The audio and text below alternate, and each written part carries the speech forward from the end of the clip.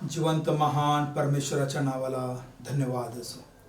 आज या सकाळच्या वेळेस मी आपल्या संपूर्ण प्रेक्षकांचं व्हॉट्सअप होप या आत्मिक कार्यक्रमामध्ये स्वागत करीत आहे. परमेश्वर तुम्हाला आशीर्वादित करो, कारण तुम्ही या बहुमूल्य कार्यक्रमामध्ये तुमची उपस्थिती दर्शविलेली आहे. तुम्ही विशेष प्रकारे देवाचं वचन ऐकण्यासाठी जो तुमचा महत्त्वाचा वेळ देत आहात, त्याबद्दल खरोखर परमेश्वर तुम्हाला आशीर्वादित करणार आहे. परमेश्वराची इच्छा आहे की जो कोणी त्याचं वचन ऐकतो, परमेश्वर त्याचं कल्याण करतो, त्याचं भलं करतो, त्याला आशीर्वादित करतो. हे देवाचे शब्द आहे. आणि म्हणून तुम्ही कोणीही असा, पण जर तुम्ही देवाची वाणी लक्षपूर्वक ऐकत आहात आणि विशेष प्रकारे तुम्ही तुमच्या वेळेचा त्याग केलेला आहे या कार्यक्रमासाठी, हे सर्व काही परमेश्वर मोजणारा आहे, मोजून ठेवणारा आहे आणि त्याप्रमाणे तो प्रतिफळ सुद्धा देणारा आहे. आणि म्हणून देवासाठी जे काही आम्ही करतो, ऐकतो, पाहतो, बोलतो, कृती करतो, जे काही आम्ही करतो त्या सर्वांचं प्रतिफळ परमेश्वराकडून नक्कीच या भूतलावर मनुष्याला प्राप्त होत असतं, हे मी तुम्हाला आवर्जून सांगत आहे. आज आपण देवाच्या वचनाकडे जाणार आहोत. परमेश्वराकडून येणारं वचन आम्हासाठी नेमकं काय आहे, कशा संदर्भामध्ये आहे, काय सांगणार आहे, याकडे आमचं लक्ष वेधण्यासाठी आपण परमेश्वराकडून सहाय्य मागूया. आपण प्रार्थना करूया. जिवंत महान परमेश्वरा, मी तुझ्या नावाला धन्यवाद देतो. या सकाळच्या वेळेस परमेश्वरा, अनेक प्रेक्षकांना, विश्वासणाऱ्यांना तू फार मोठी संधी दिली तुझं वचन ऐकण्याची, याबद्दल मी तुझा आभार मानतो. स्वर्गीय बापा, प्रभू, ज्याही परिस्थितीमध्ये ते आहेत ती परिस्थिती तुला माहीत आहे. आशीर्वादित करणारा पिता परमेश्वर तू आहे. स्वर्गीय परमेश्वरा, ज्या आशेने, ज्या विश्वासाने, ज्या श्रद्धेने तुझं वचन ऐकण्यासाठी परमेश्वरा संपूर्ण प्रेक्षक वर्ग परमेश्वरा आपापल्या टीव्ही संचासमोर आहेत, त्या सर्वांना परमेश्वरा त्यांच्या गरजेनुसार सर्व प्रकारे संपन्न कर, हीच माझी विनंती आणि प्रार्थना आहे. ज्या आजारी आहेत त्यांना स्पर्श कर, आरोग्य दे. आणि विशेष प्रकारे स्वर्गीय बापा, आज आम्ही सर्वजण तुझं वचन ऐकण्यासाठी विशेष प्रकारे जो काही वेळ काढलेला आहे, त्याप्रमाणे तू आम्हाला आशीर्वादित कर. तुझं वचन समजण्यासाठी प्रत्येकाला तुझी कृपा दया पुरव, हीच माझी विनंती आणि प्रार्थना आहे. आमचा धन्य तारणारा प्रभू येशू, याच्याच द्वारे ही प्रार्थना केली म्हणून तू ऐक. आमेन. आज आपण विशेष प्रकारे देवाचं वचन वाचणार आहोत आणि त्यावर आपण मनन करणार आहोत. योहान कृष्णवर्तमान याचा पहिला अध्याय आणि 13 वचन. बुक ऑफ जॉन चॅप्टर 1 वर्स 13 काय सांगतं बघा या ठिकाणी. योहान कृष्णवर्तमान याचा पहिला अध्याय आणि 13 वचन. त्यांचा जन्म रक्त अथवा देहाची इच्छा अथवा मनुष्याची इच्छा यापासून झाला नाही, तर देवापासून झाला. हे वचन या ठिकाणी विशेष प्रकारे ज्यांचा जन्म देवापासून झालेला आहे त्यांच्या संदर्भामध्ये ते लिहिण्यात आलेला आहे. आता जितकेही प्रेक्षक आणि जितकेही या ठिकाणी विश्वासणारे आहेत, हे वचन वाचत असताना किंवा या विषयावर विचार करीत असताना आपण प्रत्येक जण अशा प्रकारे बोलत असतो की या जगामध्ये येणारा हा देवापासूनच आहे. देवानेच मनुष्याला अशा प्रकारे जन्म दिलेला आहे. स्त्रीचा जन्म, पुरुषाचा जन्म आणि त्याचप्रमाणे सर्व प्राण्यांचे जे काही जन्म आहेत ते देवाकडून होतात, अशा प्रकारे आपलं म्हणणं असतं आणि तशा प्रकारे अनेकांचा विश्वास असतो. आणि ते काही अंशी खरं आहे, कारण आपण सर्व देवाची निर्मिती आहोत, म्हणजे देवाने आम्हाला निर्माण केलेलं आहे, हे सर्वात महत्वाचं आहे. पण देवाची निर्मिती आणि देवापासून जन्म यामध्ये फार मोठा फरक आहे. देवाची निर्मिती सर्व विश्वासणारे आहेत आणि त्याचप्रमाणे अविश्वासणारेही आहेत. त्याचप्रमाणे जे नास्तिक आहेत तेही देवाची निर्मिती आहे. म्हणजे जगामध्ये असा कोणीच अशा प्रकारचा मानव नाही की ज्याची निर्मिती देवाने केलेली नाही. प्रत्येक मानव या जगामधला हा देवाची निर्मिती आहे. पण फार थोडके आहेत की ज्यांचा जन्म देवापासून होतो. हे विशेष प्रकारे ज्या प्रकारे आम्ही शारीरिकरित्या आमच्या माता पित्यांच्या द्वारे या जगामध्ये येतो, यापेक्षा हा वेगळा जन्म आहे. म्हणून आजचा आपला विषय आहे देवापासून जन्म, बॉर्न ऑफ गॉड, देवापासून जन्म. आणखीन सखोल समजण्यासाठी मी विशेष प्रकारे वचन वाचतो तुम्हासाठी, जेणेकरून तुम्हाला अजून कळून येईल. 12 आणि 13 वचन. जितक्यांनी त्याचा स्वीकार केला तितक्यांना, म्हणजे त्याच्या नावावर विश्वास ठेवणाऱ्यांना, त्याने देवाची मुले होण्याचा अधिकार दिला. आता स्पष्ट झालेलं आहे तुम्हाला. देवाची निर्मिती सर्व आहे, पण देवाची लेकरे किंवा देवापासून जन्म कोणाचा झालेला आहे ते वचन इथे, जितक्यांनी त्याचा स्वीकार केला. जितक्यांनी त्याचा स्वीकार केला म्हणजे प्रभू येशू ख्रिस्ताचा ज्यांनी स्वीकार केला. स्वीकार करणे म्हणजे प्रभू येशू ख्रिस्ताला आपल्या अंतःकरणामध्ये बोलाविणे, आपलं शरीर देवासाठी अर्पण करणे.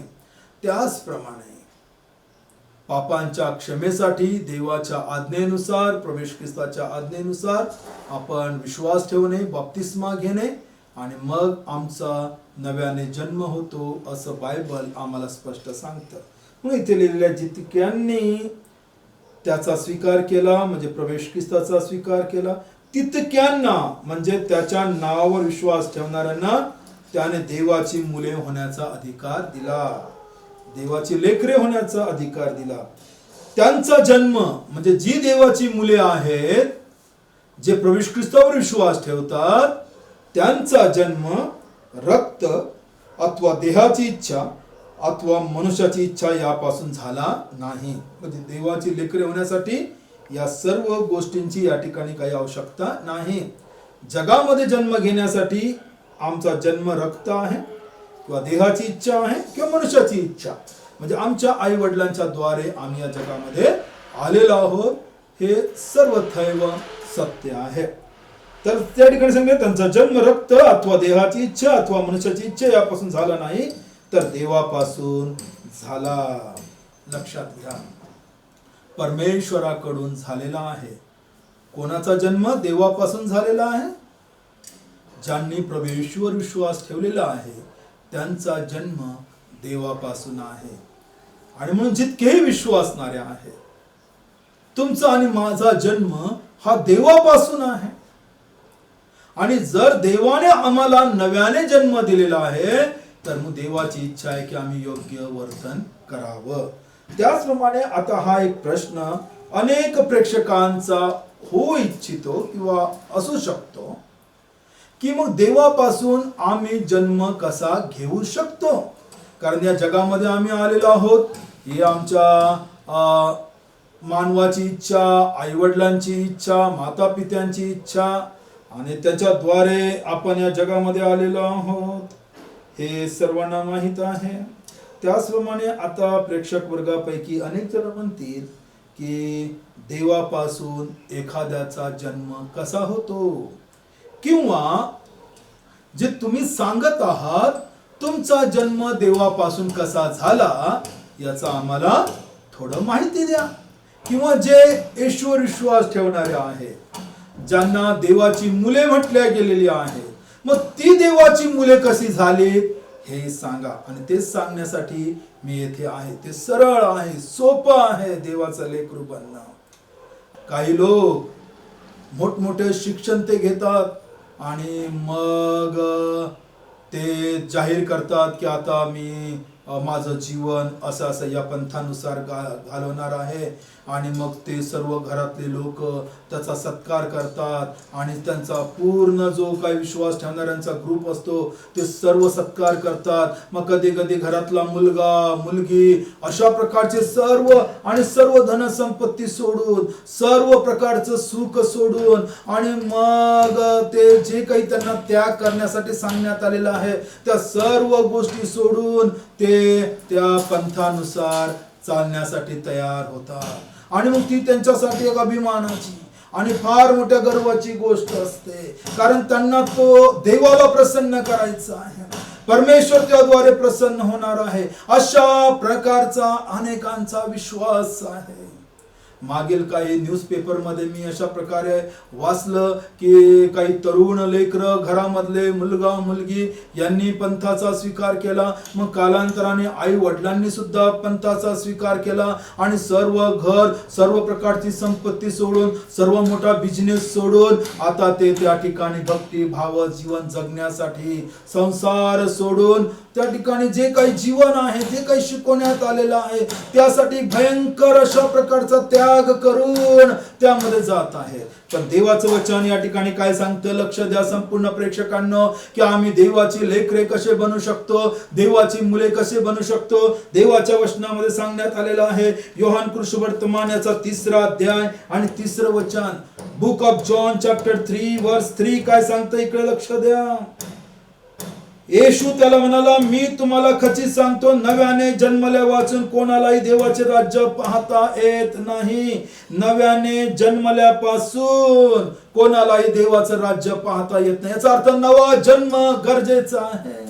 आज अनेक पंथ, अनेक मार्ग, अनेक त्या ठिकाणी जे काही शिकवणारे लोक आहेत ते अशा प्रकारे सांगतात की पुष्कळशा गोष्टीचा त्याग करावा लागणार आहे, संसाराचा त्याग करावा लागणार आहे, लेकरांचा त्याग करावा लागणार आहे, लेकरांना आई वडिलांचा त्याग करावा लागणार आहे, धनसंपत्तीचा त्याग करावा लागणार आहे, उंची पोशाखांचा त्याग करावा लागणार आहे, पायातल्या वाहनांचा त्याग करावा लागणार आहे, शरीरामध्ये पुष्कळशे बदल घडवून आणावा लागणार आहेत आणि मग तुमचं जीवन बदलणार आहे, तुमचं जीवन बदलणार आहे, तुमचं सर्व प्रकारची जे काही दिनक्रमणिका आहे ती सर्व बदलणार आहे. आता परिपूर्णपणे तुम्ही भक्तिभावामध्ये विराजमान होणार आहात आणि तुमचं जीवन मरेपर्यंत समाधीपर्यंत चालणार आहे आणि मग नंतर तुम्हाला मोक्ष प्राप्त होणार आहे. किती किती अशा प्रकारचे लोक तयार होत आहेत. पण येथे प्रभू येशू ख्रिस्ताने या उत्तम अशा प्रकारचा जो त्या ठिकाणी शिक्षक होता, ज्याला धर्मशास्त्राचं सर्व माहित होतं आणि तो आला आणि म्हटला, प्रभू मला मार्ग शिकव. त्यावेळेस प्रभूने त्याला काय म्हटलेलं, प्रभू येशू ख्रिस्ताने, मी तुम्हाला खचित सांगतो, नव्याने जन्मल्या वाचून कोणालाही देवाचे राज्य पाहता येत नाही. म्हणजे देवाला पाहता येणार नाही, देवाच्या राज्यामध्ये त्याचा प्रवेश होऊ शकणार नाही जोपर्यंत तो नव्याने जन्म घेणार नाही. याचा अर्थ अशा प्रकारचा आहे की आम्हाला नव्याने जन्म घेतला पाहिजे, देवापासून आमचा जन्म झाला पाहिजे. आता सर्वात महत्वाचं की काही लोक याच मनुष्याप्रमाणे म्हणतील की मग यासाठी आम्हाला आता पुनर्जन्माची वाट पाहावी लागेल. जेव्हा आमचा नवा जन्म होईल म्हणजे पुनर्जन्म होईल त्यावेळेस कदाचित आम्ही देवापासून जन्मलेले असू शकतो. तुमची धारणा चुकीची आहे, तुमचा प्रश्न त्या ठिकाणी गोंधळलेला आहे. पण लक्षात घ्या, या माणसाची स्थिती झाली तशी तुमची असू शकते. पण आज देवाच्या वचनामध्ये स्पष्ट सांगण्यात येत आहे की याच जन्मामध्ये आम्ही नवा जन्म प्राप्त करू शकतो प्रभू येशू ख्रिस्ताच्या द्वारे. आणि पुढील वचनांमध्ये तो काय सांगतो तिकडे लक्ष देऊया. योहान कृष्णवर्तमान याचा 3रा अध्याय आणि 5वं वचन, बुक ऑफ जॉन चॅप्टर 3 वर्स 5.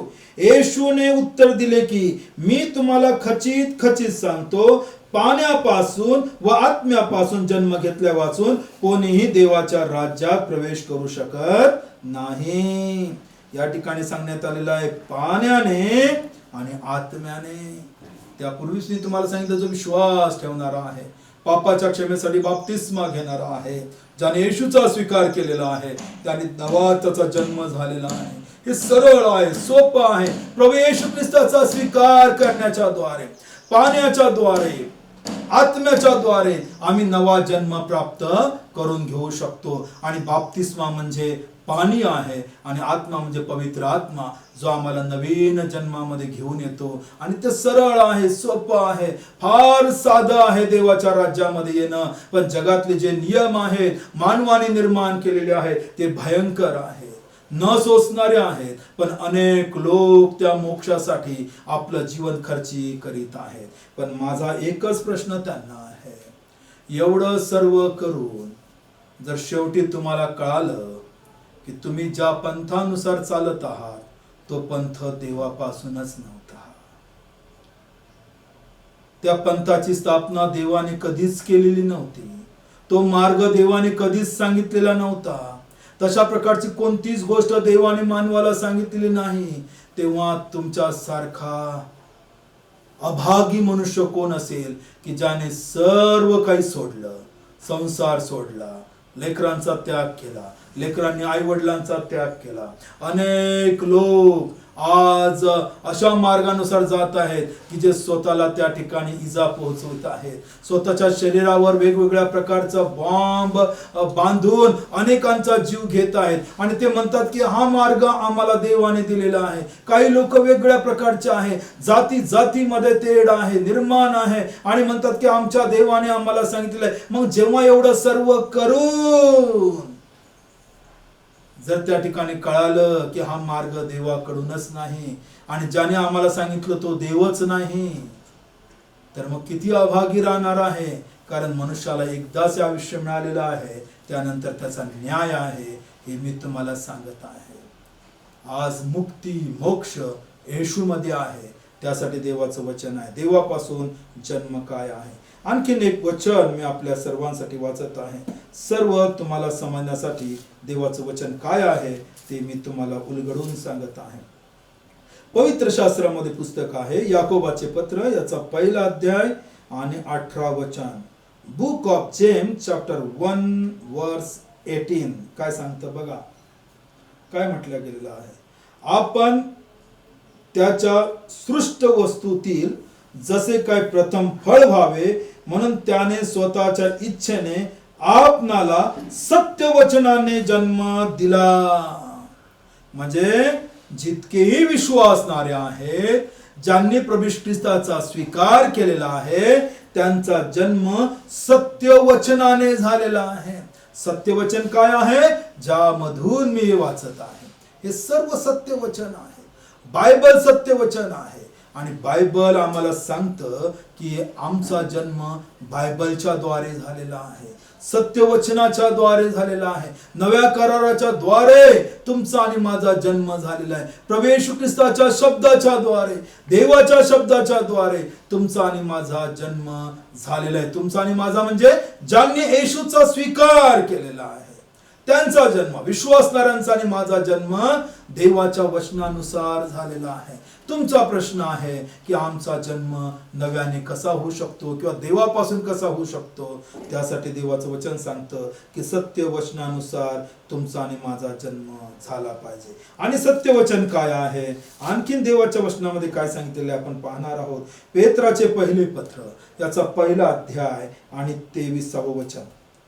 1 पीटर चॅप्टर 1 वर्स 23 काय सांगतं बघा. कारण तुम्ही नाशवंत बीजापासून नव्हे तर अविनाशी बीजापासून म्हणजे देवाच्या जिवंत व टिकणाऱ्या शब्दाच्या द्वारे पुन्हा जन्म पावलेले आहात. नव्याने जन्म पावलेले आहात याच भूतलावर. आमचा पहिले जन्म झालेला आहे देहाची इच्छा, मानवाची इच्छा, याद्वारे आमचा जन्म झालेला आहे. आमच्या माता पित्यांच्या इच्छेद्वारे आमचा जन्म या जगामध्ये झालेला आहे, हे सर्व आम्हाला माहित आहे. पण देवापासून या जगामध्ये आमचा जन्म पुन्हा नव्याने होऊ शकतो हे बायबलच सांगतं. त्यासाठी आम्हाला पुनर्जन्माची वाट पाहण्याची गरज नाही. आणि आज मी तुम्हाला उघडपणे सांगतो की पुनर्जन्म ही संकल्पनाच योग्य नाही. एकदाच मनुष्याला जन्म या भूतलावर, या जन्मामध्ये त्याला निर्णय घ्यायचा आहे. पुन्हा या भूतलावर त्याला संधी नाही. कारण ज्या भूतलावर आपण राहत आहोत एक दिवस हे संपूर्ण पृथ्वी जी आहे ती नष्ट होणार आहे, जळून त्या ठिकाणी भस्म होणार आहे. या पृथ्वीवर मनुष्याचा पुन्हा जन्म नाही. कारण एकदाच जन्म आहे शारीरिक, त्यानंतर आमचा न्याय आहे, एक तर सार्वकालिक जीवन, नाही तर सार्वकालिक नर. हेच मनुष्यासाठी राखून ठेवण्यात आलेलं आहे, सर्व मनुष्यांसाठी. म्हणून लक्ष द्या प्रेक्षकांनो, बायबल काय सांगतं. कारण तुम्ही नाशवंत बीजापासून नव्हे तर अविनाशी बीजापासून, म्हणजे देवाच्या जिवंत व टिकणाऱ्या सत्यवचनाच्या द्वारे किंवा शब्दाच्या द्वारे पुन्हा जन्म पावलेले आहात. लक्ष द्या, तुम्ही नाशवंत बीजापासून नव्हे. याचा अर्थ असे पुष्कळ आहेत की ज्यांचा जन्म नाशवंत बीजापासून झालेला आहे, म्हणजे ते नाश पावणारे आहेत. पण जे ईश्वर विश्वास ठेवणारे आहेत त्यांचा जन्म अविनाशी बीजापासून, म्हणजे देवाच्या जिवंत व टिकणाऱ्या शब्दाच्या द्वारे पुन्हा झाला आहे. पुन्हा जन्म पावलेले आहात सर्व विश्वासणारे. म्हणून आज प्रत्येक प्रेक्षकाला विचार करायचा आहे की आम्ही त्या ठिकाणी नाशवंत बीजापासून जन्म पावलेले कुठे जात आहोत, जे नाहीस होणार आहे. असा कोणता पंथ, असा कोणता मार्ग आहे की जो अविनाशी आहे. लक्षात घ्या. आणि जे विश्वासणारे आहे, प्रवेश ख्रिस्तावर विश्वास ठेवणारे आहे, प्रवेश ख्रिस्ताला अनुसरणारे आहे, पापांची क्षमा पावलेले प्रवेश ख्रिस्ताचे लोक, ज्यांच्यासाठी प्रवेश ख्रिस्ताने वधस्तंभावर आपलं रक्त सांडलं त्याचा स्वीकार करणारे लोक, ज्यांनी बाप्तिस्मा पावलेले आहेत प्रवेश ख्रिस्ताच्या आज्ञेनुसार, ते पुन्हा जन्म पावलेले आहेत. हे बायबल सांगता मला. लक्षात घ्या. त्याचप्रमाणे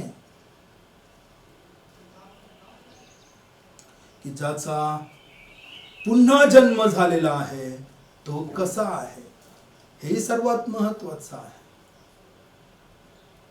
पुन्हा जन्म पावलेले आणि ज्यांचा जन्म नव्याने झाला नाही यांच्यामध्ये फरक नक्कीच आहे. विश्वासणाऱ्यांनो याकडे लक्ष द्या. जर तुमचा आणि माझा सत्यवचनाने जन्म झालेला आहे तर याचा अर्थ अशा प्रकारचा आहे की ज्यांचा जन्म देवापासून झाला नाही त्यांच्यामध्ये आणि आमच्यामध्ये नक्कीच फरक आहे. आणि तो फरक दिसला पाहिजे. तो कोणता फरक आहे की जेणेकरून ज्यांचा जन्म देवापासून अजूनही झाला नाही ते तुमचं आणि माझं जीवन नव्याने जन्मलेलं पाहून देवाकडे येऊ शकतील. वचन वाचूया आपण विशेष प्रकारे. योहानाचे पहिले पत्र याचा 4था अध्याय आणि 7वं वचन काय सांगतो. योहानाचे पहिले पत्र 4था अध्याय आणि 7वं वचन काय सांगत आहे, इकडं लक्ष द्या. 1 जॉन चॅप्टर 4 वर्स 7 काय म्हणतं बघा. योहानाचे पहिले पत्र 4था अध्याय 7 वचन. प्रियजन हो, आपण एकमेकांवर प्रीती करावी, कारण प्रीती देवापासून आहे. जो कोणी प्रीती करीतो तो देवापासून जन्मलेला आहे व देवाला ओळखतो. बायबल सांगतं आम्हाला की विश्वासणाऱ्यांचा जो पिता आहे, जे देवापासून जन्मलेले आहेत, ते काय करतात. बायबल सांगतं ते एकमेकावर प्रीती करणारे आहेत, कारण प्रीती देवापासून आहे. आणि विशेष प्रकारे यामध्ये सांगण्यात आलेलं की देव प्रीती आहे. देव प्रीती आहे. आणि मग देवापासून जन्मलेले लोक जे आहेत ते प्रीती करणारे आहेत, प्रेम करणारे आहेत, आणि ते देवापासून जन्मलेले आहेत आणि ते देवाला ओळखतात. ही सर्वात मोठी खूण आहे देवाच्या लोकांची. प्रेमळ, लोकांना मदत करणारे. आणि त्यामुळेच आमच्या या भारत देशामध्ये देवाचे लोक उठून दिसतात प्रत्येक कामामध्ये, प्रत्येक क्षेत्रामध्ये. कारण त्यांचं निराळपण आहे की ते आपल्या शत्रूवरही प्रेम करणारे आहेत. जे प्रभू ख्रिस्ताच्या लोकांचा छळ करतात त्यांच्यासाठी आवर्जून प्रार्थना केल्या जाते की प्रभूने त्यांना क्षमा करावी, त्यांना योग्य मन द्यावं, त्यांनी ओळखावं आणि त्यांचाही नव्याने जन्म व्हावा. ही देवाच्या लोकांची ओळख आहे. कदाचित मागे मी तुम्हाला सांगितलं असेल की देवाच्या लोकांची ओळख काय आहे. आमच्याच भारत देशामध्ये परदेशावरून एक कुटुंब आमच्या देशामध्ये समाजसेवा करण्यासाठी, आदिवासी लोकांची सेवा करण्यासाठी, कुष्ठरोग्यांची सेवा करण्यासाठी, प्रभू ख्रिस्ताचं प्रेम दर्शविण्यासाठी आले आणि त्यांनी दवाखाना चालू केला आणि त्यांनी पुष्कळसं कार्य केलं. आणि ओडिसा या आमच्या राज्यामध्ये, भारत देशामध्ये, तिथे त्यांनी चांगली सेवा केली. पण काही जे लोक त्यांचा विरोध करणारे होते, त्यांचं मन सैतानाने भरून काढलं. विचित्र त्यांच्या मनामध्ये कल्पना आल्या आणि त्यांनी एके दिवशी संध्याकाळच्या वेळेस ब्रदर ग्रॅहम स्टेन्स आणि त्यांची 2 लेकरं लोकांची भेट घेण्यासाठी, त्यांच्यासोबत सहभागिता करण्यासाठी, देवाची प्रार्थना करण्यासाठी, देवाचे गुणगान गाण्यासाठी रात्रीच्या वेळेस गेलेत आणि तिथं अधिक रात्र झाल्यामुळे तिथेच थांबलेत. आणि ज्यावेळेस त्यांच्या गाडीमध्ये ते विसावा पावत होते, या समाजकंटकांनी येऊन त्या गाडीला पेटवलं आणि त्यामध्ये या 3 जणांचा, बाप आणि लेकरांचा जळून मृत्यू झाला आणि पूर्ण जग हादरलं. भारतामधले अनेक भाविक हादरले, श्रद्धाळू लोक हादरले आणि अनेकांना चीड निर्माण झाली. अनेकांनी जे ईश्वर विश्वास ठेवणारे नव्हते त्यांनी म्हटलं की ज्या कोणी हे कृत्य केलेलं आहे त्यांना फासावर लटकवा किंवा त्यांना जाळून टाका किंवा त्यांना भयंकर शिक्षा द्या.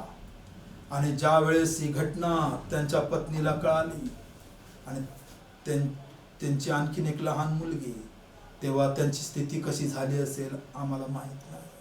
भयंकर स्थितीमधून ते गेले. पण ज्यावेळेस पत्रकारांनी त्यांना प्रश्न विचारला, तुमची काय इच्छा आहे की ज्यांनी तुमच्या पतीला आणि लेकरांना मारून टाकलं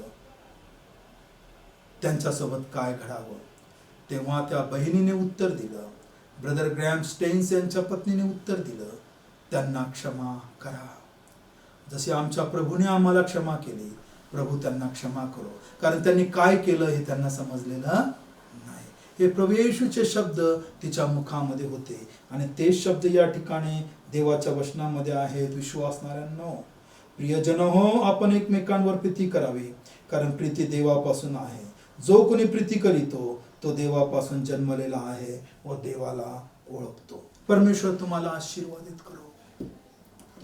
देवाचं वचन आहे की आम्ही नव्याने जन्म घेतला पाहिजे, देवापासून जन्मलेले. प्रेक्षकांनो, देवाने संपूर्ण मानवाची निर्मिती केली, पण मानवाला देवबापाने स्वातंत्र्य दिलं की त्यांनी स्वतःहून देवाची लेकरे होण्यासाठी येशूचा स्वीकार करावा. तुमच्या आंतरिक इच्छेच्या द्वारे तुम्ही देवाकडे आकर्षिले जावे. जिवंत देवाच्या वचनाकडे तुम्ही यावं आणि या पवित्र वचनाचं अध्ययन करावं. हे वचन तुम्हाला बदलणारं आहे. हे वचन तुम्हाला देवापासून जन्म कसा घ्यावा याचं मार्गदर्शन करणारं आहे. पण तुमचा स्वीकार, तुमची कबुली तुम्हाला सार्वकालिक जीवनाकडे घेऊन जाणारी आहे की येशू हाच ख्रिस्त आहे, येशू हाच प्रभू आहे, प्रभू येशू हाच तारणारा आहे. हे जेव्हा तुमच्या मुखातून निघेल त्यावेळेस तुमचा नव्याने जन्म होण्याच्या तुम्ही जवळ आलेले आहात. आणि ज्यावेळेस तुम्ही देवाच्या वचनाकडे याल तुम्हाला कोणतीच अडथळा येणार नाही. आणि ज्या दिवशी तुम्ही म्हणाल त्याच दिवशी तुमचा नव्याने जन्म होऊ शकतो. पण हे तुम्हावर अवलंबून आहे. त्यासाठी कृपा करून जर तुम्हाला काही प्रश्न असतील आमच्यासोबत संपर्क साधा. तुमच्या जवळ कोठेही जर बायबल शिकवणारे लोक आहेत, बायबल वाचणारे लोक आहेत, बायबलवर विश्वास ठेवणारे लोक आहेत, प्रार्थना गृह असतील, जा तेथे प्रार्थनेमध्ये सहभागी व्हा आणि तुमचे काही प्रश्न असतील त्यांना विचारा. ते तुम्हाला नक्कीच मदत करतील प्रभू येशूमध्ये कशा प्रकारे येण्यासाठी. देवापासून जन्म पावलेले आणि देवाची इच्छा आहे की प्रत्येकाचा जन्म त्याच्यापासून व्हावा आणि त्यांनी सर्वांनी देवाकडे पुन्हा वापस यावं, ज्यांनी आपापला मार्ग त्या ठिकाणी धरलेला आहे आणि जे नाशवंत बीजापासून आहेत आणि नाशवंतकडे जात आहे. अविनाशी बीजाकडे या, जे सत्य वचन आहे. प्रभू तुम्हाला आशीर्वादित करू. आपण प्रार्थना करू. जिवंत महान परमेश्वरा, मी तुझ्या नावाला धन्यवाद देतो. तुझ्या वचनाच्या द्वारे तू आज आम्हाला मार्गदर्शन केलं, तुझी कृपा दया पुरवली त्याबद्दल मी तुझा आभार मानतो. हे प्रभू, सर्वांना तुझी कृपा दया पुरव. ज्यांनी तुझं वचन ऐकलं त्यांना तू अधिक आशीर्वाद कर. परमेश्वरा, पुन्हा नव्याने जन्म कसा होऊ शकतो याचं मार्गदर्शन त्यांना मिळालेलं आहे. ते स्वीकारण्यासाठी प्रभू त्यांनी तुझ्याकडे यावं, यासाठी तू सहाय्य कर. आमचा धन्यवाद तारणारा प्रभू येशू, याच्याच द्वारे प्रार्थना केली म्हणून तो ऐक. आमेन.